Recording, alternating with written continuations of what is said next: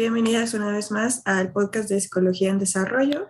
Mi nombre es Mariana Contreras, soy psicóloga y pues en este podcast nos dedicamos a hablar sobre temas de salud mental y desarrollo personal, temas que consideramos los tres como psicólogos muy importantes. Y pues el día de hoy me acompaña mis colegas, la psicóloga Montserrat Olivo y el psicólogo David Delgado. ¿Cómo están, chicos? Hola Mariana, buen día, todo muy bien, gracias. Hola a todos y a todas los que nos están escuchando. Hola Mariana, hola Monse, un gusto estar con ustedes. Cuéntanos, ¿de qué vamos a hablar el día de hoy? Pues el día de hoy vamos a hablar de un tema que creo que nos compete a todos porque es algo que estamos haciendo literalmente todo el tiempo, que es la comunicación. Y pues llegamos a tener algunos problemas en cualquier ámbito de nuestra vida por no comunicar, a veces de una buena manera o por no recibir un mensaje de manera adecuada, pues justo porque no, en ocasiones tendemos a no comunicar de manera adecuada, entonces nos parece muy pertinente platicar sobre el tema. Entonces, ¿cómo podríamos definir primeramente la comunicación? Hablar de comunicación es hablar del ser humano, ¿no? Ya que tiene mucha relevancia en conocer aspectos individuales, relacionales y socioculturales que nos van a moldear en este ejercicio que nosotros partimos a través de la comunicación. Nosotros, como psicólogos, nosotros tenemos la importancia de esta práctica, ya que va a influir las percepciones de los procesos de los individuos y de la persuasión. Pero entonces, ¿qué es comunicar, no? Claro que nosotros podemos considerar la comunicación como una interacción social, a partir de la cual vamos a estar intercambiando mensajes, representaciones, símbolos, formas de entender nuestra realidad, ¿no? Pertenencia se va a formar a través de estos discursos, del sentido que nosotros vamos a dar en esta situación sobre nuestras intencionalidades de compartir o influir o modificar estas representaciones de la realidad y de nuestros interlocutores.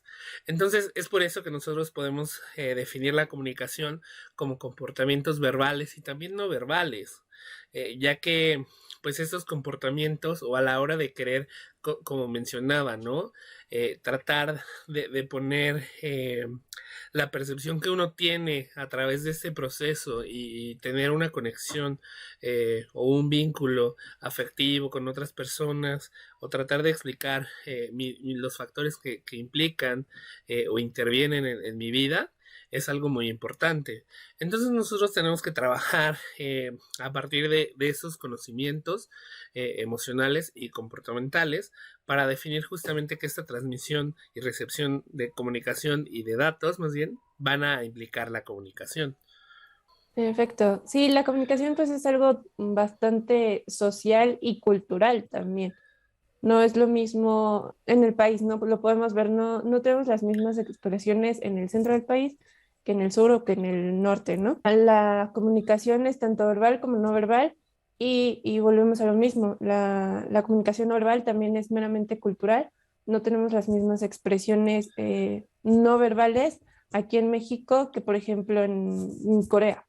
Sí, creo que es importante resaltar la cultura, sobre todo permea mucho la comunicación, pero la comunicación tiene el mismo fin en todos lados, ¿no? Que es un emisor, una emisora, da un mensaje y a un receptor, ¿no? El mensaje puede ser, como bien comentan, verbal, no verbal, y esto puede implicar alguna seña, algún otro tipo de lenguaje o lengua, ¿no? Entonces, el punto es ese, que constantemente estamos comunicando y pues como nos fuimos expandiendo en todo el mundo, la manera de comunicarnos no es la misma ni siquiera de forma verbal, que por eso existen diferentes lenguas, diferentes idiomas, ni tampoco es la misma en cuestión de gestos o no verbal, que es como lo que comentábamos, ¿no? Aquí dar una palmadita arriba o decir ok, pues tiene un significado, pero en otro país puede tener otro completamente diferente. Entonces, eso también es importante recalcar porque el conocer otras lenguas, el conocer otros gestos, nos ayuda también a ver otras realidades, a ver otros mundos, cómo piensan de manera diferente las demás personas en el mundo. Justo porque nos hemos expandido a lo largo de todo el planeta, se crean culturas diferentes, se crean mundos diferentes y se ve el mundo a partir de diferentes realidades. Entonces, es importante conocer cómo se expresa la otra persona, cómo ve el mundo la otra persona para yo poder comunicar de la misma manera para darme yo a entender con esa persona. Entonces, a pesar incluso de que estamos hablando el mismo idioma, de que seamos de la misma región, todas estas cuestiones tengamos muy parecidas en cuestión cultural, aún así tenemos problemas de comunicación porque pues nuestras realidades de todas formas siguen siendo diferentes y esto pues puede afectar en nuestras relaciones, como comentabas tú, David, o también puede afectar en la cuestión emocional y hasta afectarnos en la salud mental, ¿no? Al respecto, ¿qué nos podrías decir, David? Claro, nosotros si pensamos, como dijimos, en la comunicación como un proceso que hace posible que dos o más individuos intencionalmente quieran transmitir una información, van a aparecer por lo menos tres dimensiones que van a configurar esa forma en la que yo me voy a comunicar. La primera puede ser la dimensión cognitiva, ya que esta información está representada de alguna forma en nuestra mente, ¿no? En la mente de quien está comunicando. Y entonces debe de representarse de alguna forma en la mente del receptor para poder ser comprendida y decodificada.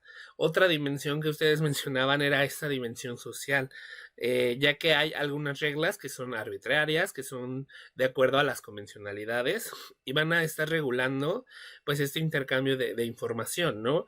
Por ejemplo, aquí en Latinoamérica, por lo menos en la parte donde nosotros vivimos, a la tarta no le decimos tarta, le decimos pastel, ¿no?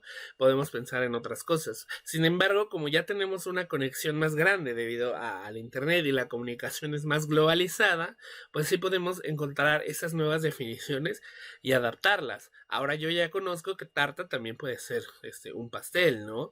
Y entonces esta dimensión social va a hacer que el intercambio de información y la interpretación de las intenciones comunicativas del otro me den un contexto cultural determinado, ya que van a explicar parte del lenguaje de la construcción que determina ese mismo lugar, ese mismo espacio, o incluso hasta yo con mis amigos podría tener un contexto cultural muy determinante, ya que pues no van a ser las mismas historias, las mismas vivencias que tenga yo con unos amigos de cierta zona, de cierta época en específico, a las que voy a tener en la actualidad, tal vez ya definiendo una carrera o trabajando en otro campo laboral, etcétera, etcétera, ¿no? Y eso nos lleva a la última dimensión, que es la dimensión semiótica, ya que este código es utilizado de forma lingüística y tiene características que no deben de, más bien que deben de ser descritas y analizadas en el instrumento de las intenciones, ¿no? Podemos comunicar emociones, ideas, valores, creencias, actitudes de formas muy distintas. Entonces es muy importante entender la conducta que va a formar parte de este comportamiento a la hora de comunicar, ya que este proceso a la hora de comunicar lo hacemos de forma intencional, tiene que ser interactivo, tiene que ser dinámico, vamos a tratar de más adelante tratar cómo nosotros como emisores tenemos que llevar una buena idea a estos receptores, ¿no? Y además hay que buscar una enorme diversidad en los estímulos verbales, en los estímulos físicos, porque todo el tiempo vamos a estar comunicando de distintas formas, no solamente de forma en un lenguaje verbal. Entonces, este proceso va a ir modificándose en la práctica, en las experiencias de aprendizaje y en cómo vamos a actuar de forma asertiva o de forma directiva ante este proceso, ¿no? Porque hay personas que pueden no tener una comunicación muy grande, ya sea por timidez, por problemas contextuales, por el idioma, por el lenguaje, y aún así vamos a estar comunicando todas estas sensaciones, ¿no? Entonces, el lenguaje o la comunicación se va a ver modificado en la función, en la situación en la que nosotros querramos transmitir este mensaje. Creo que es muy relevante lo que comentas, David, porque a veces pensamos que cuando no decimos nada es cuando no estamos comunicando, pero la realidad es que todo el tiempo estamos comunicando. Es imposible no comunicarle algo a la otra persona o al mundo o de alguna manera, de manera ya sea verbal o de manera no verbal, que es lo que hemos estado platicando y lo abordaremos un poco más adelante, pero todo lo que hacemos, todos nuestros movimientos, nuestros gestos incluso, tienen un significado, están comunicando algo que si bien a veces no somos conscientes de lo que estamos comunicando, a fin de cuentas es algo que constantemente estamos haciendo, ¿no? Y puede ser como una acción incluso nada más meramente oído, ¿no? Si yo voy y azoto mi puerta, ¿no? Pues la gente va a pensar, no, pues Mariana quiere estar sola, ¿no? Ya tiene un significado ese azotón de puerta, por llamarlo de una manera. Entonces, constantemente vamos a estar comunicando todo el tiempo y es imposible no hacerlo. En efecto, ¿no? Como mencionas, el no estar hablando no significa que no estemos comunicando y justo una de las partes de la comunicación no verbal es que tiene un origen fisiológico, que son reacciones meramente de nuestro cuerpo, una comezón, alguna molestia en nuestro cuerpo y la calmamos, ¿no? Rascando o así y estás comunicando, pues le dio comezón. O bien, justamente del entorno, pusiste un buen ejemplo, ¿no? El azotón de puerta está comunicando algo. Y justo en el quehacer del psicólogo, de nosotros, también es identificar esta comunicación no verbal que nos está emitiendo el paciente, el consultante, como mejor les acomoda a ustedes llamarle.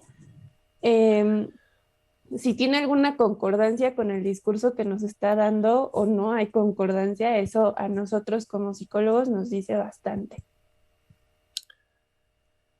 Claro, ya que la comunicación también es un proceso de interacción social y va a suceder en distintos niveles, de forma intrapersonal, por ejemplo, cuando nosotros interiorizamos una charla o este proceso, permitiendo una función autorreguladora, creando una autovaloración, parte de nuestro valor personal, esta charla personal que nos va a decir o a colocar algunas etiquetas sobre nosotros a la hora de decir yo puedo lograr esta situación o no puedo lograr esta situación, o simplemente yo soy una persona que bla bla bla, ¿no? Nos vamos a interiorizar esta comunicación como un proceso que nos va a dar una información acerca de nosotros mismos, ¿no? También lo hacemos de forma interpersonal, ya sea para intercambiar intenciones, deseos, emociones, incluso para sugerir, mandar, responder, etcétera, ¿no? Y ya al final, de forma intergrupal, cuando nosotros podemos abordar a los grupos ampliamente, justamente para estructurar, ¿no?, esta información y llegar con un objetivo. Hay que pensar que todo lo que comunicamos siempre va a llevar una intencionalidad, ¿no? Entonces hay que saber muy bien reconocer lo que emitimos o cómo lo estamos emitiendo para que las demás personas lo interpreten, ¿no? O si bien también una parte muy importante de esa comunicación es yo aprender a reconocer como emisor qué es lo que me quiere decir la otra persona, en qué formas me lo está diciendo, de qué forma yo voy a interpretarlo, ¿no? Porque podemos encontrar alguna expresión facial que nos reconozcamos como cansancio y pensamos que las personas están enojadas, o también tendemos a confundir el hambre con enojo. Entonces todas estas situaciones nos van a crear conflictos emocionales y vinculares, ya sea que yo no me sienta comprendido, ya sea que me cueste mucho poder expresar mis emociones o sentimientos con las demás personas, sea que yo crea que mi pareja no me está demostrando efectivamente su amor, cuando hay distintos niveles y lenguajes para mostrar este afecto eh, emocional, ¿no? Y creo que ahí entra una parte muy importante que es como otro principio de la comunicación que también tiene que ver el tipo de relación que yo tengo con el receptor. Ujú. No es lo mismo que yo le diga te amo a mi pareja a que si voy y se lo digo a un extraño, pues no hay una relación, ¿no? Entonces puede, por un lado, si con mi pareja me puede sonar muy lindo, si me lo dice un extraño, pues a mí me va a sacar de onda porque yo no tengo una relación con esa persona para que me diga ese contenido que es el te amo, ¿no? Entonces también cuando nosotros estamos comunicando, la forma en la que llegamos a comunicarnos tiene también mucho que ver con la relación que yo tengo con la otra persona o con las demás personas a las que yo le estoy comunicando, ¿no? Entonces también entra otro principio que es la puntuación, pues es el tipo de interacción que yo estoy teniendo. y insistimos, siempre va a ser de manera bidireccional en caso de que sean dos personas o más, ¿no? Porque entonces yo, como estoy comunicando algo, tiendo a recibir una respuesta. Y no siempre efectivamente, como comentamos, va a ser una respuesta verbal como yo la podré estar dando, pero entonces él también va a interpretar en su propio comportamiento, con su propia personalidad, el mensaje que yo le estoy dando. Entonces su reacción no va a ser la misma, ¿no? Si yo cuento un chiste en un público, pues va a haber gente que se va a reír pues porque le hace gracia, o hay personas que no. Entonces la reacción, por más de que yo estoy mandando el mismo mensaje a muchas personas, y la reacción que es bidireccional no va a ser la misma, no es el mismo comportamiento que tiene una persona que tiene la otra, ¿no? Entonces, esto también es fundamental tenerlo en cuenta cuando estamos comunicando, sobre todo a grupos o cuando estamos comunicando a una persona, pues que queremos mucho, que es importante para nosotros, la reacción que va a tener lo que nosotros estamos comunicando, siempre tenerlo en cuenta, ¿no? Y también tener en cuenta que justo, ¿no? La reacción que va a tener el receptor a lo mejor no va a ser la esperada y tener pues muchas veces esto en cuenta de que nuestros esquemas no son los mismos esquemas al de la otra persona y luego por estos mismos esquemas es que vienen como cuestiones de malentendidos o que a lo mejor yo llegué con una super actitud al trabajo y de repente el jefe está con su carota. Entonces siento, vienen cuestiones ya personales de, ay, a lo mejor hizo mal, a lo mejor no le agradó mi actitud, qué pasó, ¿no? Y no solo en cuestiones laborales, puede también ser en cuestiones familiares, en entornos escolares. Y bueno, pues eso, tener en cuenta que las otras personas tienen distintos modos de expresión, distintos lenguajes a los que yo puedo no estar familiarizado o familiarizada y es trabajo continuo de irme familiarizando, no, sobre todo en cuestiones donde eres como muy cotidiano, no en el trabajo, en la escuela, con compañeros o inclusive con la pareja en este momento de estarlos reconociéndonos, cuáles son sus lenguajes y, bueno, ya sé que no está molesto, esa es su personalidad, ¿no? No tiene nada que ver conmigo. Sí, incluso desde las funciones de la comunicación nosotros también podríamos agregar el que saber comunicar me puede hacer una persona más atractiva, ¿no? Ya que justamente yo voy a empezar a atraer, a conmover a través de este discurso o del lenguaje que uso, ¿no? Para poder entenderme a mí. Nosotros podemos tener varias funciones en el lenguaje verbal, que pueden ser funciones como entretener, justamente para tener esta actitud que nos va a llevar a la función de comunicar justamente con el fin de pasar buenos momentos, buenos ratos.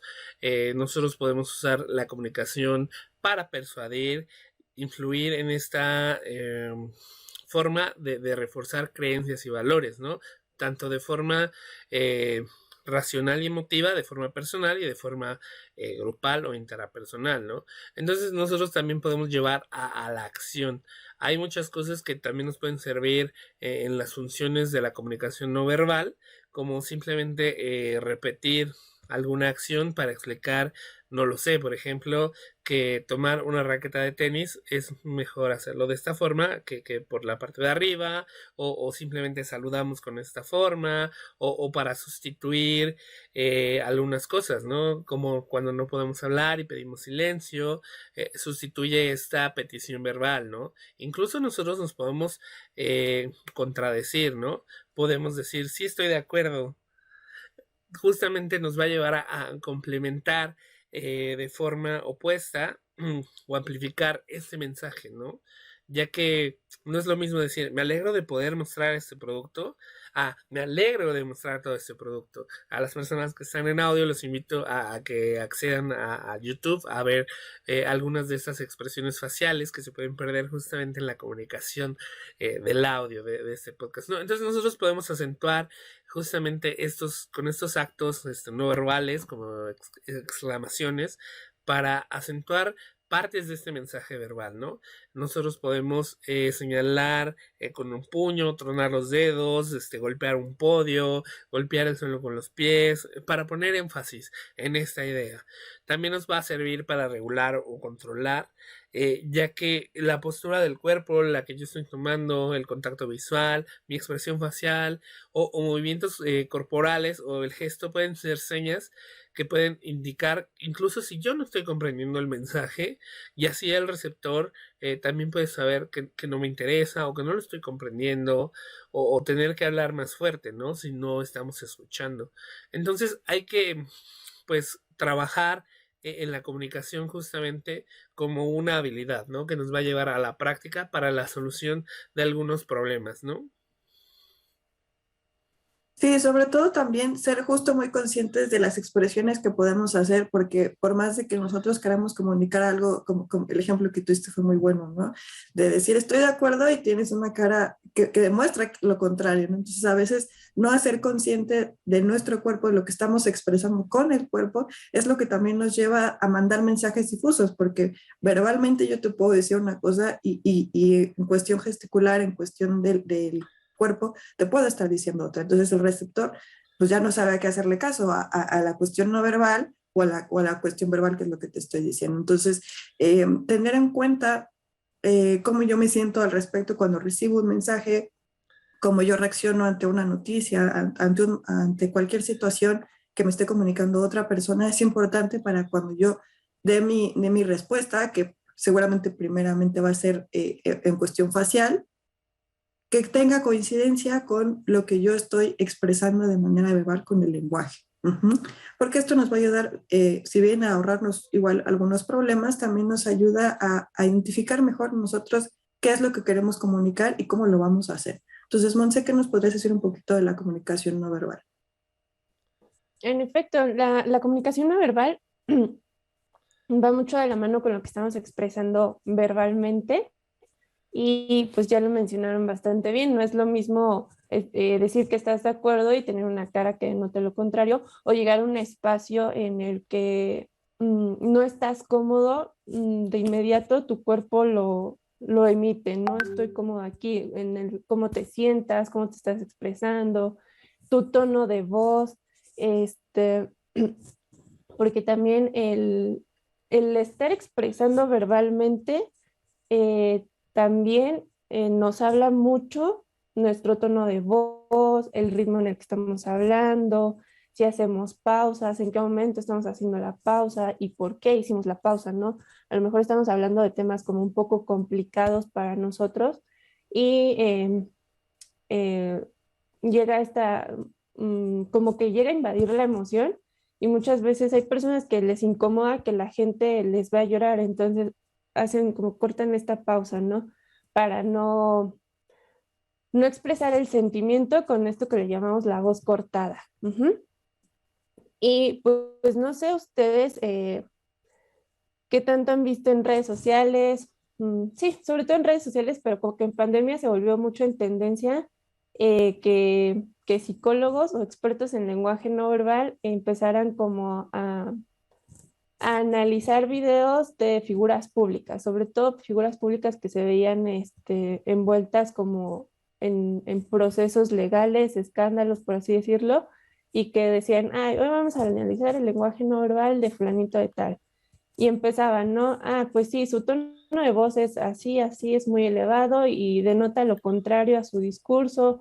Tiene un discurso bastante robótico, lo cual nos puede decir que pues preparó su video antes de subirlo, no es algo improvisado. Y justamente, como decía, es todo un tema el analizar el lenguaje no verbal, da mucho de qué hablar y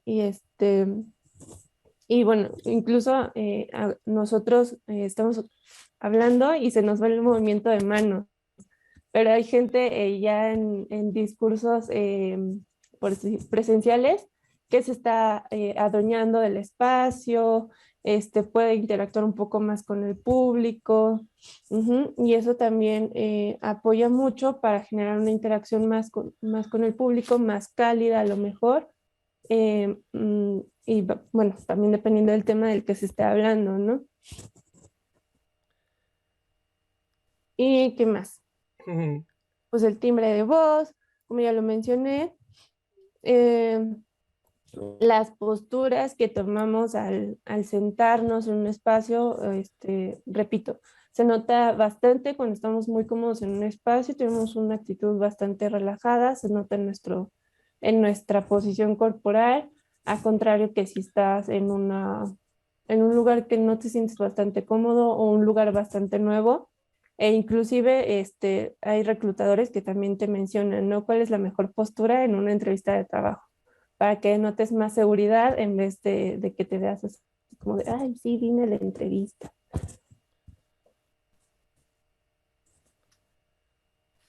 Realmente esto que tú nos mencionas, Monse, me recuerda mucho a la teoría, ¿no? De Albert Mehrabian. Él planteó un modelo de comunicación llamado 55-38-7, y este modelo pues no son números al azar ni ninguna fecha en específico, sino que plantea justamente que el 55% del mensaje proviene del lenguaje corporal visual, gestos, posturas y expresión facial. El siguiente 38% deriva del elemento no verbal. Como ya lo dijimos, pueden ser las palabras, el tono, la velocidad, la inflexión. Y tan solo el 7% realmente viene de las palabras, ¿no? Del contenido del mensaje. Entonces, esto pone en manifiesto lo que también comenta otro autor, Paul Watzlawick, que es imposible la no comunicación, ¿no? Y ya que es mucha la información que podemos transmitir e interpretar a través del lenguaje del cuerpo, ¿no? Identificar o leer de manera adecuada la comunicación no verbal nos puede ayudar a conocernos mejor o a tener un comportamiento más adecuado en determinadas situaciones. Puede facilitarnos igual la toma de decisiones, como tú lo mencionas, en una negociación, en un acuerdo, nos puede ayudar a identificar y comprender emociones de los demás, así que puede ser muy valioso para las relaciones personales y profesionales. Entonces, eso es como que muy importante, o de ahí surgen estos análisis, ¿no? Porque nosotros podemos ver a estas personas que llevan un entrenamiento, que se trabaja en la expresión de todos estos sistemas, pero al final nosotros surgen de forma intencional estas microexpresiones o expresiones verbales y no verbales, porque nosotros creamos una sensación emotiva, personal, del mismo mensaje que yo quiero comunicar, a lo que me lleva justamente a hablar qué pasa, ¿no? Cuando nosotros tenemos una diversidad funcional o una patología en la comunicación, ¿no? Esto sin duda pues ha generado pues interés, ¿no?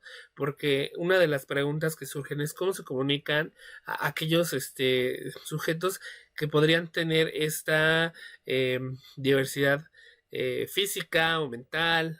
Y entonces nos centramos justamente, ¿no? ¿Qué sucede en estos canales sensoriales que pueden estar limitados, disminuidos, o que pueden limitar los códigos de interacción, ¿no? Como estar en otro país, nos puede limitar, ¿no? Entonces podemos encontrar que la comunicación sin palabras surge, ¿no? Entonces, así podemos evaluar o reconocer que esta sensación, que esta teoría que te mencionaba anteriormente de Albert, pues funciona, ¿no? Ya que en estas circunstancias podemos mejorar con compensaciones ofrecidas, ¿no? Podemos añadir incluso herramientas que nos sirvan para esta escucha activa, ¿no? Que hay lenguajes que nos van a hacer incluir a estas personas o comunicarnos finalmente, y es importante señalar la normalización social de las diversas opciones que se pueden ofrecer al día de hoy.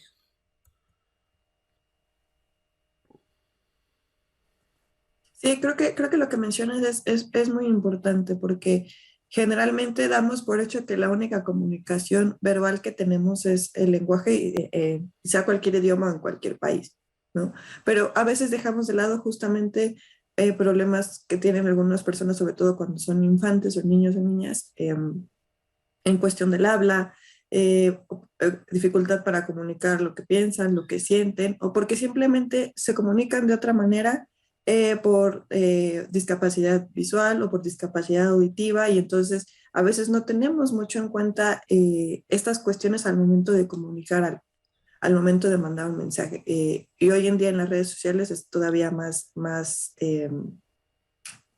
evidente esta situación.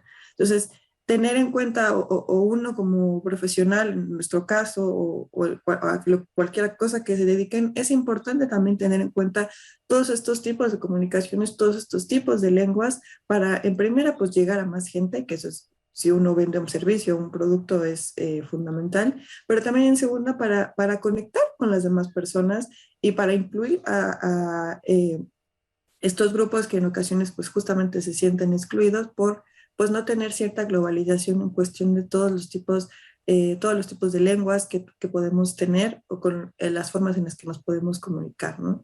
No necesariamente tiene que ser algo exclusivo, sino un poco más, valga la palabra, más inclusiva en la situación, ¿no?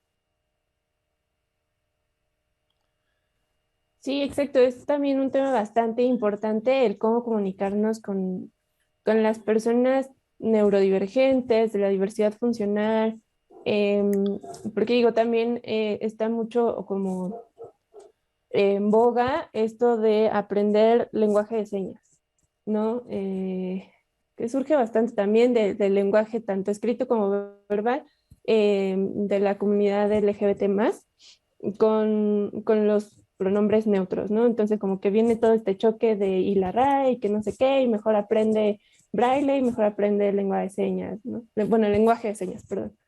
No, pero sí, sí es bastante importante también aprender a comunicarnos con las personas, sea quien sea, que no solo sea esta necesidad porque, bueno, en tu familia tienes algún familiar con sordera o algún familiar neurodivergente y por eso aprendiste, ¿no?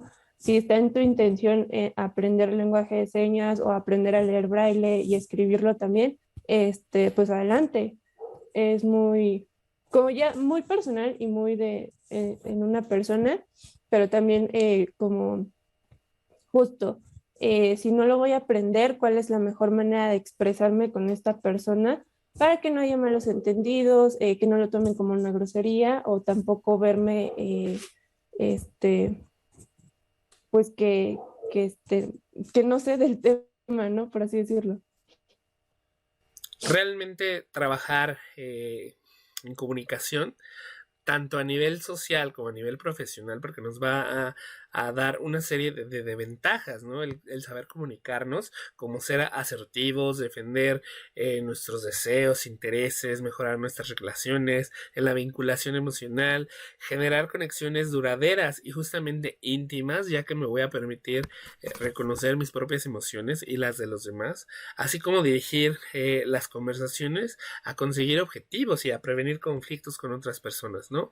Nos va a servir la comunicación como herramienta para destacar, para estar un paso más adaptados o ante las situaciones que nos den esta tensión emocional a la hora de ver conflictos en el discurso, en los diálogos, y a disfrutar, ¿no? A sentirnos más libres en nuestras relaciones sociales. Es por eso que se va a fomentar la seguridad al tener recursos para enfrentarte a estas situaciones de nuevo sociales o profesionales.